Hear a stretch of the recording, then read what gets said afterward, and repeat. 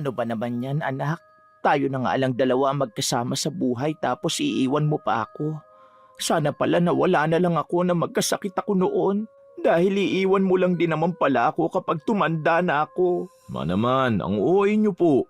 Hindi naman kita iiwan eh. Dito pa rin naman kami titira ni Jane kasama niyo. Ayaw niyo nun, kapag wala ako, nandyan siya para alagaan kayo. Pero sa ngayon, masaya lang pa siya ma, kaya siya muna nga alagaan natin. So pabigat na ako para sa'yo. Pagkatapos ng lahat ng sakripisyo ko sa'yo, gaganituhin mo lang ako. Naman, iba naman pagkakaintindi niyo eh. Buntis si Jane kaya kailangan ng ekstrang ingat. Ayaw niyo ba na may maliit na bata na ulit dito sa bahay? Mas masaya na yun dahil 4 na tayo rito. Ay hindi, hindi ka mag-aasawa. Paano mo pa ako aalagaan kung may pamilya ka na? Hindi matanggap ng nanay ni Ryan na mag-aasawa na siya. Nabuntis kasi nito nang wala sa plano ang kasintahan na si Jane. At dahil nga nangyari na lahat, naisipan na nilang magpakasal para maging formal para sa pamilya nila ang kanilang pagsasama bago pa lumabas ang anak nila. Nag-iisang anak lang si Ryan at mag-isa siyang pinalaki ng mama niya. Dahil pinagbubuntis pa lang si Ryan ng mama niya ay iniwan na sila ng kanyang ama. Ray, paano yan? Ayaw yata ng mama mo sa akin. At parang ayaw rin niyang makasal tayo. Lagot ako sa magulang ko kapag hindi mo ko pinanagutan. Sino ba kasi nagsabi sa'yo na hindi kita pananagutan? Jane, may sariling isip na ako. At nasa tamang edad na rin tayo. May trabaho rin ako kaya bakit hindi? Paano yung mama mo? Ako nang bahala kay mama. Intindi mo na lang, matanda na kasi kaya bugnutin at emosyonal minsan. Huwag kang mag-alala. Kapag kasal na tayo at dito tayo sa inyo tumira, susuyuin ko siya hanggang sa magustuhan niya rin ako. Talaga? Gagawin mo yon? Oo naman, bakit hindi? Siya ang lola ng magiging anak natin. At mama mo siya kaya mama ko na rin siya. Napakaswerte ko talaga sa'yo. Hindi talaga ako nagkamali na ikaw ang niligawan at minahal ko. Plus magiging nanay pa ng anak ko. Naku, binobola mo na naman ako. Hindi bola yun. Kahit na ayaw ng mama ni Ryan na ikasal sila ng girlfriend na si Jane, wala rin itong nagawa dahil ayaw rin ng magulang ng dalaga na hindi panagutan agad ni Ryan ang pinagbubuntis nito. Simple lang ang naging kasal nila. Sa West lang at tanging mga pamilya at malalapit na kaibigan lang din ang mga naging bisita at sponsors nila ng araw na yun. Napakasaya naman ni Jane dahil sa wakas, magiging buo na ang pamilya nila ni Ryan. Sa bahay sana ng mga magulang ni Jane sila titira. Ngunit dahil nga walang makakasama ang mama ni Ryan sa bahay nito, pinili nilang mag-asawa na sa bahay na lang muna nila Ryan sila tumira. Pinag-iipunan pa kasi nila ang pagkakaroon ng sarili nilang bahay. Ma, dito po namin pinili ni Jane na tumira para may kasama po kayo habang nasa trabaho ko. Huwag po kayong mag-alala, ma. Marunong naman po ako sa gawaing bahay basta po hindi makakasama kay baby gagawin ko. Abay dapat lang no? Kinuha mo sa akin ang anak ko, kaya dapat pagbayaran mo. Ma, hindi ko naman po inaagaw si Ryan sa inyo. Kahit po mag-asawa na kami, kayo pa rin po ang mama niya. Oo nga naman ma, kita mo nga may madadagdag pa. Lola ka na. Nang dahil dyan sa pag-aasawa mo, makukuba ka na lalo sa pagtatrabaho. Baka kung dati nasasamahan mo pa ako mamalengke at mag-zumba, ngayon hindi na, dahil sa babaeng yan. Nagkatinginan na lang ang mag-asawa nang tumalikod na ang mama ni Ryan at pumunta na sa kwarto nito. Pabagsak pang sinara ang pinto, kaya medyo napaiktad sa gulat ang dalawa. Iniisip rin noon ni Jane na hindi magiging madali ang pagkuha niya sa loob ng biyenan niya. Ngunit nasa isip niya rin na nasa ganong sitwasyon na sila kaya wala na silang magagawa pa kundi ang pakisamahan na lang ang matanda. Sa kabilang banda, nauunawaan din naman ni Jane ang biyenan niya kung bakit parang ayaw nitong mawala ang anak, lalo na ngayon na magiging magulang na rin siya. Mahal, pasensya ka na kay mama. Dapat pala, Noon pa pinakilala na kita agad eh. Hindi yung kung kailan magkakaanak na tayo saka ako pa ginawa. Nasanay kasi siyang kami lang dalawa eh. Nagsisisi ka bang dumating kami ni baby sa buhay mo? Siyempre naman hindi. Ano ka ba Jane? Hindi dahil nahihirapan tayo kay mama nagsisisi na ako. Kayo ng anak natin ang pinakamasayang nangyari sa buhay ko. Tulungan mo na lang akong intindihin si mama, ha? Ano ka ba? Kahit hindi mo naman sabihin, gagawin ko pa rin eh. Sige na, at dali na natin ang mga gamit natin sa kwarto at ako na magluluto ng tanghalian natin. Hindi lumabas ng kwarto ang biyena ni Jane mula nang dumating sila. Kaya naisipan niyang magluto upang kahit papano ay makuha ang loob nito. Tinulungan naman siya ng kanyang asawa na si Ryan sa paghahanda, kaya mas naging mabilis ang kanilang pag-aasikaso. Siniguro rin ni Jane na malinis ang kusina upang hindi ito magalit sakaling malaman na ginamit nila ito.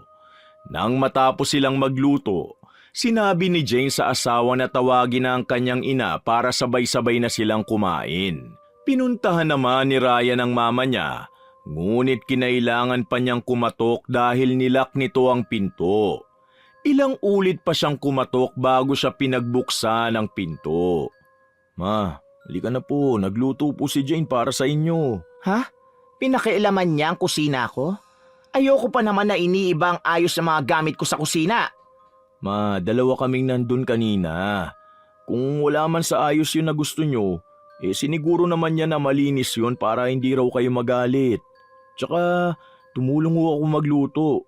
Sasama loob ko kapag hindi kayo kumain. O siya, sige na nga, kakain na ako para sa'yo. Ayoko nag-aalala ka sa akin eh. Ayun, bait naman ng mama ko. Tara na po. Sa unang pagkakataon ay sabay-sabay silang tatlong kumain. Panay naman ang kwento ni Jane ng kung ano-ano para gumaan ang aura habang kumakain sila. Ngunit hindi naman nakikinig ang biyena niya. Kita sa mukha nito ang kawalan ng interes sa mga sinasabi ni Jane. Pagkatapos ng hapunan, tinulungan si Jane ng asawa sa pagliligpit. Ngunit pinigilan sila ng matanda lalo na si Jane. Sila na lang daw ng anak niyang si Ryan ang magliligpit dahil baka raw mabasag niya pa ang mga plato na regalo pa ni Ryan sa kanya. Nginitian naman ni Ryan ang asawa at sinabihan na magpapahinga na lang siya sa kwarto nila. Nang matapos, pumasok na rin si Ryan sa kwarto nilang mag-asawa. Ang sarap ng luto mo, mahal. Nagustuhan din ni Mama. Talaga? May sinabi ba siya tungkol sa akin? Kilala ko si Mama kapag gusto niya ang pagkain. At tungkol sa'yo naman, wala naman siyang ibang sinabi kundi baka raw maitsapwera na siya rito sa bahay. Ay, kung ano-ano na talagang iniisip ng mama mo. Kaya nga eh. Kaya lang naman siguro siya ganyan kasi buong buhay niya sa akin na umikot eh. Hindi na nga siya nag-asawa ulit at baka raw alipustahin ako at baka mawalan siya ng oras sa akin. Sobrang mahal ka lang talaga ng mama mo kaya siya nagkakaganyan. Baka nga ako rin maging ganyan pagdating sa anak natin. O mas sobra pa. Ay naku, wag naman. Pero wag ka mag-alala. Kasama mo naman ako sa pagpapalaki sa kanya eh. Salamat Ryan ha. At pinaninindigan mo kami ng anak mo. Ang hindi nagawa sa amin ng papa ko, gagawin ko sa anak ko. Kung hindi man pinalad si Jane sa kanyang biyenan, masasabi naman niyang bumawi ang tadhana sa pagkakaroon niya ng isang mabuting asawa. Ni hindi nga niya maalala kung kailan sila nag-away dahil alam palagi ni Ryan kung paano siya pakakalmahin kapag galit na siya. Marahil ay dala na rin sa kung paano pinalaki si Ryan ng mama niya. Kaso nga lang pakiramdam ni Jane, itinuring siyang kaagaw ng biyenan niya kay Ryan, imbis na anak din ang maging turing sa kanya. Mabilis na lumipas ang mga buwan at unti-unti nang lumalaki ang tiyan ni Jane. Hindi na magkasya ang mga dati niyang damit. Isang araw, habang nasa kusina si Jane at tumutulong sa pagluluto ng biyena niya, dumating naman ang asawa niya galing trabaho. Doon ay naglambing siya sa asawa na ibili ng mga bagong damit. Aba, Ang kaganda naman ng mga cook dito. O anak, kumusta sa trabaho? Ayos lang naman po, ma. Mano po? Kaawaan ka ng Diyos. Ryan, Han, pwede bang bilan mo ko ng maternity dress? Hindi na kasi kasya mga damit ko eh. Naiipit ng tiyan ko. Damit mo na nga tong suot ko ngayon, no? Oo, sige. Sa sahod ko, mamimili tayo. Tapos, uunti-untiin na rin nating bilhin ng mga gamit ni baby. Para hindi mabigat sa bulsa. Naku, salamat mahal ah. Anak, yung duster ko paulit-ulit na rin. May butas na nga to oh. Mga panloob ko halos gula-gulanit na rin ang iba. Sige po, ma. Wala pong problema. Pero magtipid pa rin tayo, ha. Alam nyo naman kung magkano lang sahod ko at wala pang trabaho si Jane. Nagpapabili lang ako ng damit, ang dami mo na agad sinabi. Parang sinasabi mo tuloy na pabigat ako sa inyo ha. Mas mahal mo pa yung babae na yan kaysa sa akin na sarili mong ina. Dahil lamang sa simpleng bagay na yon, agad na nagtampo ang biyena ni Jane. Tumalikod ito at tumungo sa kanyang kwarto. Nagkatinginan na lamang ang mag-asawa. Parang sa bawat salitang binibitiwan nila ay nagiging malaking issue na agad sa mama ni Ryan.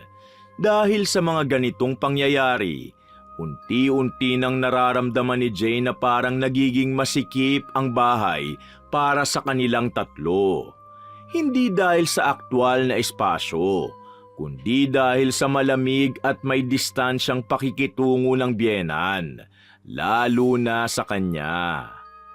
Parang natatakot na ako magsalita ng kahit ano kapag nandyan si mama. Baka kasi kung ano na namang isipin niya at masamain agad niya. Jane, hindi ba napag-usapan na natin to? Nahabaan mo pa ang pag-intindi sa mama ko. Han, buntis ako. Nag-iiba rin ang emosyon ko minsan. Kinokontrol ko naman pero may mga pagkakataong hindi ko kaya. At natatakot akong magkasagutan kami ng mama mo balang araw. Kaya naisip kong lumipat na lang kaya tayo. Bumukod. Ganun naman talaga dapat kapag mag-asawa, di ba? Hindi nakikipisan sa magulang. Ay, alam ko. Pero alam mo rin na wala pa tayong sapat na ipon para bumukod. Isa pa, ayokong maiwan si mama rito na mag-isa. Lalo na't matanda na siya. Hindi rin ako makakampante na maiwan ka sa bahay mag-isa lalo na't buntis ka. Sige, saka na muna natin pag-usapan yan. Dalan mo na siya ng pagkain sa kwarto niya at baka malipasan na yun ng gutom. Pinili na lamang ni Jane na unawain ang kanyang biyenan. Hindi na rin niya pinilit si Ryan na bumukod para iwasan na rin ang tensyon sa pagitan nila ng biyenan niya. Nang sumahod na si Ryan, namili na nga sila ng mga kailangang gamit kasama ang biyenan. Ang sadya talaga nila ay bumili ng mga gamit para sa kanilang anak at ng mga bagong damit para kay Jane. Dahil hindi na nga kasya sa kanya mga luma niyang damit. Ngunit sa halip na mga yon ang mapagtuunan ng pansin, panay turo at kuha ng biyenan niya ng mga damit na gusto nito para sa sarili at mga gamit sa bahay na hindi naman nila talaga kailangan. Habang si Jane ay iilan lang ang kinuha.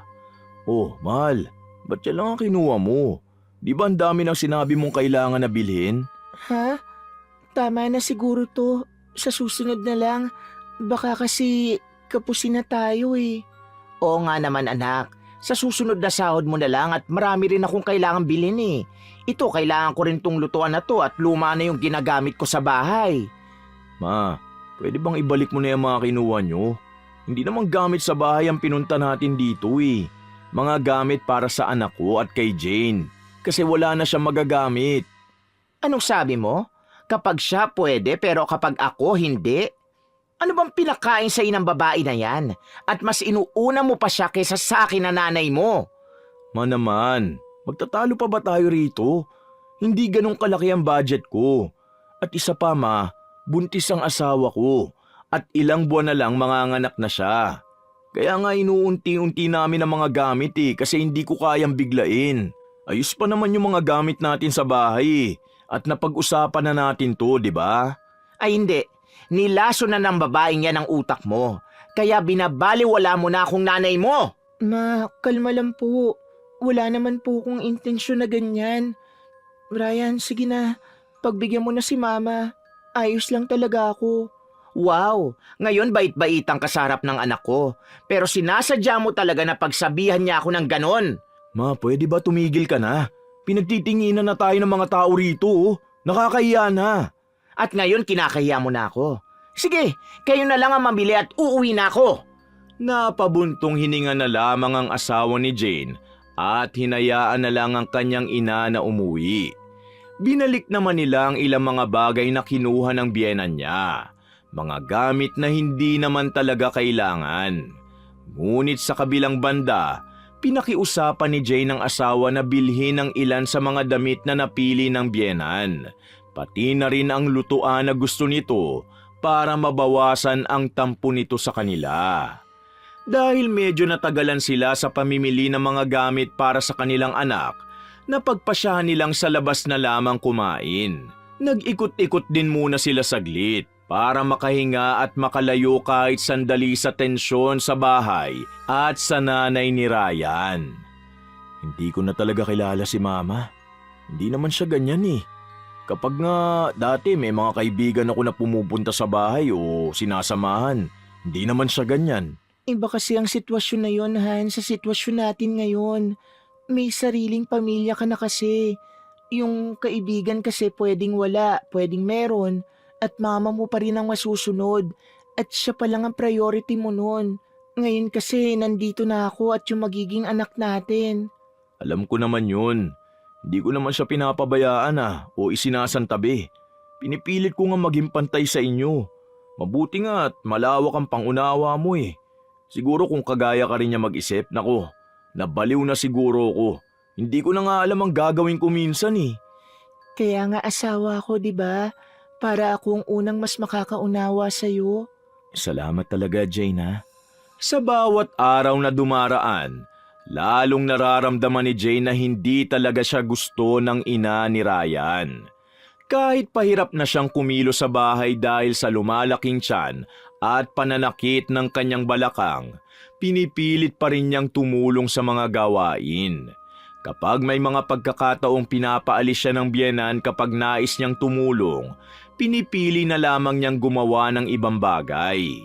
Inuunawa na lamang niya ang pagsusungit nito. Isang araw, bigla na lamang sumakit ang tiyan niya sa may bandang puson. 6 na buwan pa lamang ang kanyang dinadala noon. Aakyat na sana siya sa itaas para magpahinga sa kwarto nang biglang dumating ang biyenan niya galing sa grocery at tinawag siya nito. Oy, saan ka pupunta? Matutulog ka na naman? Bawal sa buntis yung tulog ng tulog. Wala ka nang ambag dito sa bahay, puro ka patulog. Ma, sumasakit po kasi ang tiyan ko eh. Banda sa may puson po. Nako, kabag lang yan. Maglakad-lakad ka kasi. Halika, tulungan mo ko magbuhat ng mga pinamili ko at hindi ko kayang ako lang to. Pero masama po talaga ang pakiramdam ko eh. Pwede ba, Jane? Huwag mo nga ako inaartihan. Hindi nga ako ganyan nung buntis ako kay Ryan eh. At ako lang mag-isa. Ay nako, mga babae talaga sa panahong to ang tatamad. Puro asa sa asawa at biyenan. Para matigil na ang kabubunganga ng biyenan, sinunod na lang ni Jane ang utos nito. Marami ang pinabuhat sa kanya at puro mabibigat pa.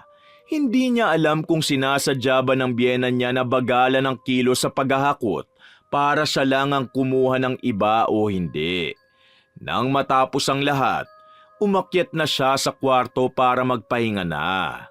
Matapos ang pagbubuhat na ginawa ni Jane, lalong sumakit ang puso niya. Biglang naramdaman din niyang may tumataga sa hita niya. Nang makita niyang dugo ito, napasigaw siya. Sakto namang dumating si Ryan na nataranta rin nang makitang dinudugo na siya. Dahil dito ay agad na siyang sinugod ng asawa sa ospital. Ryan, kumusta ang anak natin? Ligtas na siya. Pero sabi ng doktor, mas kailangan mo magdoble ingat hanggat hindi pa lumalabas si baby. Kasi masailan daw ang kondisyon mo eh. Ano ba kasi nangyari? Sumasakit kasi yung bandang puson ko. Aakyat na sana ako sa kwarto para sana ipahinga na lang eh. Pero dumating si Mama galing sa pamimili at pinatulong ako magbuhat. Ano? Buntis ka, Jane. Hindi pwede magbuhat ng mabibigat. Marami kasi yun kaya tinulungan ko na. Teka, hindi mo ba sinabi sa kanya na masama ang pakiramdam mo? Sinabi ko naman kaso sabi niya baka kabag lang daw at kailangang ilakad para mawala. Kakausapin ko mamaya si Mama pag uwi. Han, wag na. Baka magtalo na naman kayo ng dahil sa akin. Mas lalong lalayo ang loob ng mama mo. Alam mo namang nagsiselos na yun sa akin sa'yo eh. Pero hindi naman kasi pwede na hayaan ka na lang yata ang anak nating mapahamak dahil lang sa hindi ka pa niya matanggap. Pinangako ko sa magulang mo na aalagaan kita. Sigurado magagalit ang mga yun sa akin kapag nalaman na nangyari sa'yo. Hindi naman ganun ang pamilya ko, Ray. Ako nang bahala. Basta wag mo nalang aawayin ng mama mo dahil sa akin. Ang mahalaga, ayos na kami ng anak mo. Tumango na lamang si Ryan sa sinabi ni Jane. Nalaman na rin ng pamilya ni Jane ang nangyari sa kanya. Kaya't lumuwas ang ate niya para may magbantay sa kanya kapag nasa trabaho ang asawa na si Ryan. Hindi na sinabi ni Jane sa ate niya ang pakikitungo ng biyenan niya sa kanya para maiwasan na rin ang kung anumang gulo. Hindi rin dumalaw ang mama ni Ryan dahil ayaw raw nito sa amoy ng ospital. Nang makauwi na si Jane, bumalik na rin ang ate niya sa probinsya. Tahimik lang ang biyenan niya ng mga sumunod na araw. Ngunit pinili na lamang ni Jane na wag na itong gawing issue at hayaan na lang. Han, may gusto ka bang kainin? Wala ka bang cravings ngayon? Gusto ko sana ng Japanese food o Korean food. Yung maanghang. Aba, baka maging singkit yung anak ko paglabas niya na. Pagkain pala ng mga Hapon at Koreano ang gusto mo eh. Singkit ka naman eh. Sigurado kung kamukha mo siya. Nako, malaki na nga ang ginastos sa ospital tapos mamahaling pagkain pa ang gusto. Bigyan mo na lang ako ng pera anak at ako nang bahalang bumili ng pwede nating kainin. Oh, si Mama na lang daw ang bibili, Jane. Sige, ayos lang. Bigyan mo na lang ng pera si Mama. Binigyan ng pera ni Ryan ang kanyang nanay. Akala nila magluluto na lang ito sa bahay at mamimili lang ng mga kakailanganin niya. Ngunit nang bumalik siya, ang dala ay isang kahon ng pizza, isang bucket ng piniritong manok, cake at mga soft drinks pang kasama. Mga pagkain na bawal lahat kay Jane. Naman, bakit yan ang mga binili mo? Bawal kay Jane yan. Akala ko ba bibili ka ng lulutuin mo? Akinsi kasi ngayon. Akala ko ngayon ang birthday ko. Kaya naisipan kong bumili ng mga paborito mong pagkain nung bata ka pa na laging nire-request mo kahit kaarawan mo. Huli na nang malaman kong sa susunod na buwan pa pala ang birthday ko at mali ako nang natignan na petsa. Naman, nananadya ba talaga kayo? Hindi naman po dahil ayaw nyo sa asawa ko ang dami nyong dahilan at ginagawa para iparamdam sa kanya yon. Akala nyo ba hindi ko nakikitang nakikipagkumpetensya kayo sa kanya pagdating sa akin? Ryan, tama na yan. Mag-advance celebration na lang tayo. Kakain na lang ako kahit konti. Hindi, magbihis ka at sa labas tayo kakain. Kita mo? Nagiging bastos ka na sa akin mula na makasama mo ang babaeng yan. Sige, umalis na kayo. Dalhin nyo na rin ang mga gamit nyo at kalimutan mo na na ako ang mama mo. Uminit na rin ang ulo ni Ryan ng mga oras na yun. Pinigilan pa siya ng asawang si Jane at sinabihan na pagpasensyahan na lang ang mama niya, ngunit hindi ito nakinig. Nang gabi ring yun, nag-alsabalutan silang mag-asawa at pumunta sila sa bahay ng ninang Marlene ni Ryan. Matalik din itong kaibigan ng mama niya. Matandang dalaga na ito at nag-iisa lang sa bahay niya at malapit si Ryan dito. Kaya't nakisuyo ito na kung pwede ay doon na muna silang mag-asawa. Nalaman niyo ng mama ni Ryan dahil tinawagan siya ng ninang ni Ryan na si Marlene. Dito na muna sila sa akin at wala naman din akong kasama sa bahay. Tingnan mo, mas kaya pang tumira ng anak ko sa ibang bahay kaysa kasama ako na mama niya. Aba, ako lang din naman mag-isa rito, no? Yang asawa niyang lumalason sa utak niya kaya nag-iiba ng ugali ni Ryan. Mare, intindihin mo rin sana na may pamilya na si Ryan at malapit ka na maging lola. Normal lang na maging concerned siya sa pamilya niya. At isa pa, mabait ang anak mo. Kilala ko si Ryan. Tanggapin mo na lang kasi na hindi na lang ikaw ang babae sa buhay niya. Nako, kahit ano pang sabihin niya at kahit may sarili na siyang pamilya, ako pa rin ang nanay niya. Matanda na ako at hindi ko alam kung hanggang kailan na lang ang buhay ko. Kaya dapat ako munang isipin niya, Mare. Hay nako, Mare, pahinga ka na. Basta balitaan na lang kita tungkol sa kanila rito, ha. At bukas, dadalawin kita riyan sa inyo. Akala ni Jane ay gagatungan ni Marlene ang biyenan niya habang naririnig ang pag-uusap nila sa telepono. Ngunit hindi naman pala. Iniisip niyang kung paano rin siya sa bahay ng biyenan ay ganun din sa bahay ng ninang ng asawa niya. Ngunit mabait si Marlene sa kanya. Hindi siya nito pinakikilo sa bahay kasi nabanggit ng asawa niya na masela ng pagbubuntis niya. Ang ilan sa mga gawaing bahay naman, ginagawa ni Ryan pagka-uwi galing sa trabaho o kapag walang pasok. Kinabukasan, umalis ang ninang Marlene ni Ryan at pumunta sa bahay nila. Mare, kumusta ka naman dito? Ayos lang naman. Heto, parang mabigat ang pakiramdam. Nagpatingin ka na ba sa doktor? Samahan na kita. Pahinga lang siguro ang kailangan ko, Mare. Kausapin mo kasi ang anak mo. Magkasundo na kayo at tanggapin mo na ang manugang mo. Mabait naman si Jane eh. Kaya bakit hirap kang magustuhan siya? Mabait? Inagaw nga niyang anak ko sa akin. Hindi inagaw ni Jane ang anak mo. Nag-asawa lang si Ryan, Mare. Ay, Diyos ko, Dadang. Ang ibang magulang kapag matanda na ang mga anak nila, gusto na nga nila mag-asawa na eh. At magkaapo. Pero ikaw parang ayaw mong bitawan ng anak mo eh. Ay nako, nasa hustong gulang ng anak mo. Nasa 30 na nga eh. Ay hindi. Hindi ko nga sigurado kung ang anak ko ba ang tatay ng pinagbubuntis niya eh. Habang nag-uusap sila, bigla na lamang nahilo at nawala ng malay ang nanay ni Ryan. Agad na dinala ito ng ninang ni Ryan sa ospital. Tinawagan din ito si Ryan na agad namang pumunta para tingnan ang kalagayan ng nanay niya. Nang dumating ang resulta, walang makitang problema ang doktor kaya't agad na inuwi na nila ito sa bahay.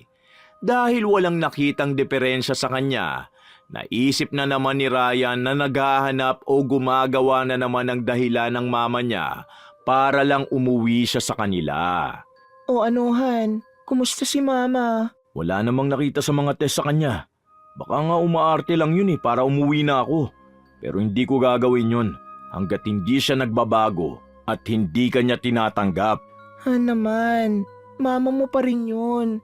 Hindi ako mapapakali at makakatulog kapag iniisip kong baka may sakit talaga si Mama. Kasi minsan hindi naman nakikita agad yan ng mga doktor, di ba? Tapos ganyan ka pa sa kanya. Han, umuwi na tayo sa inyo. Nakumbinsi rin naman kalaunan ni Jane ang asawa na bumalik at umuwi na sa kanila ng araw na lumabas ang biyenan niya sa ospital. Sa ilang araw na pananatili nila sa bahay, hindi sila kinakausap ng matanda. Iniisip ni Jane na baka may tampo pa ito sa kanila kaya ganon. Silang mag-asawa na lang din ang gumagawa ng gawaing bahay dahil halos nasa kwarto lang talaga ang mama ni Ryan.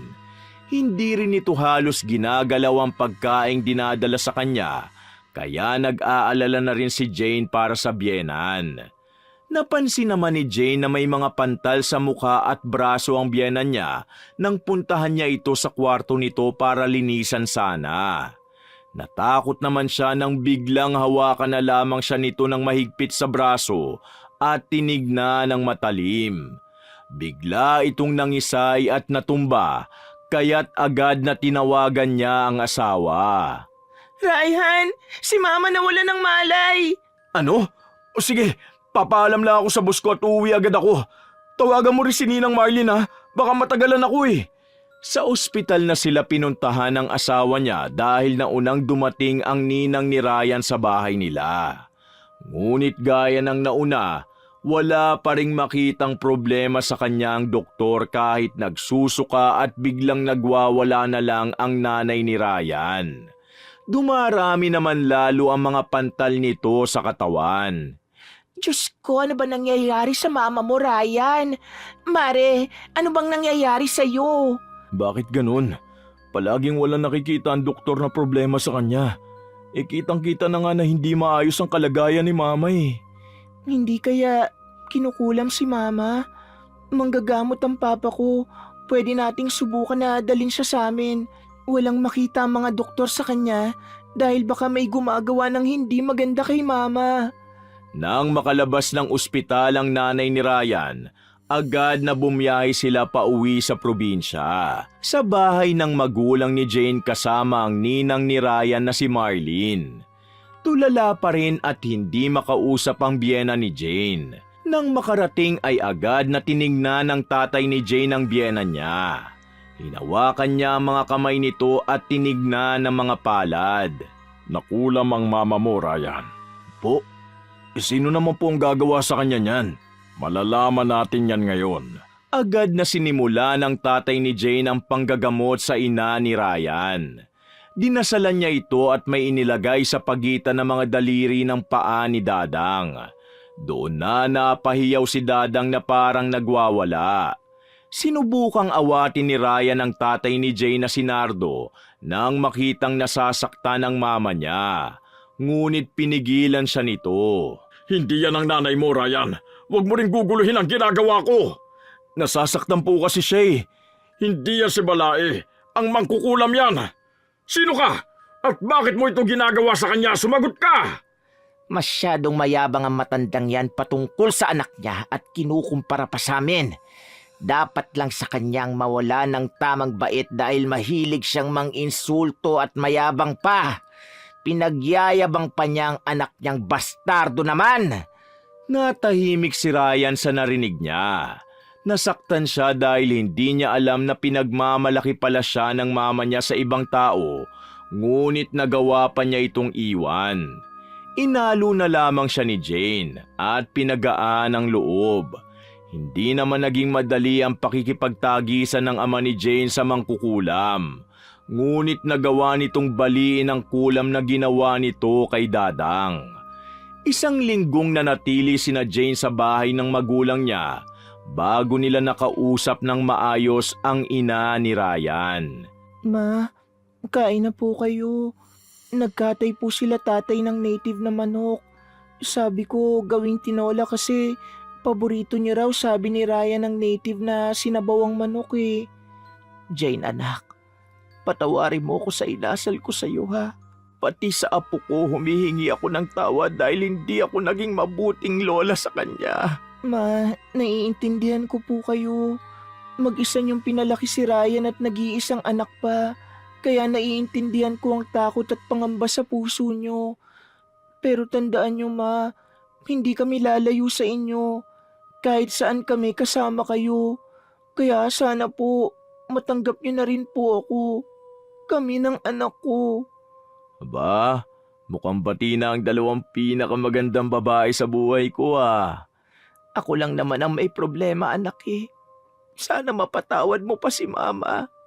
At bakit naman po hindi?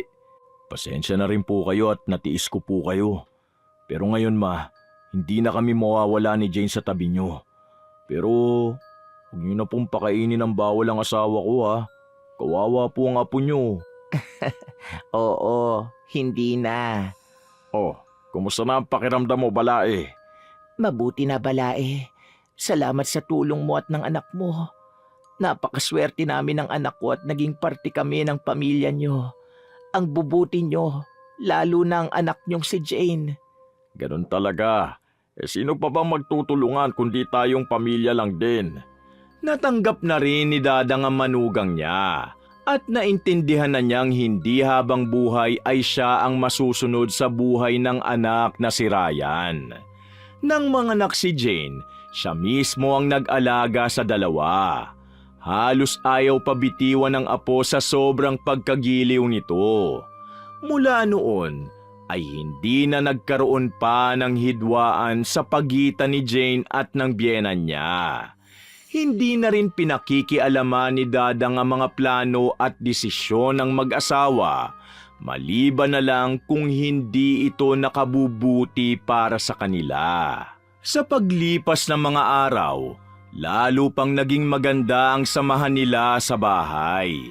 Nagbibigayan at iniintindi nila ang bawat isa. Dahil doon, mas dumami ang biyayang pumapasok sa kanilang tahanan. At dahil totoo na ang turingan sa isa't isa at wala ng toxic sa kanilang bahay, mas naging magaan ang kanilang buhay. Ang kanilang tahanan ay puno palagi ng tawanan at pagmamahalan. Masarap mabuhay kung wala kang kaalitan at walang naiinggit sa'yo. Wala nang masasaya pa sa mga pusong puno ng pagmamahal at buhay na tahimik at payapa. Wakas!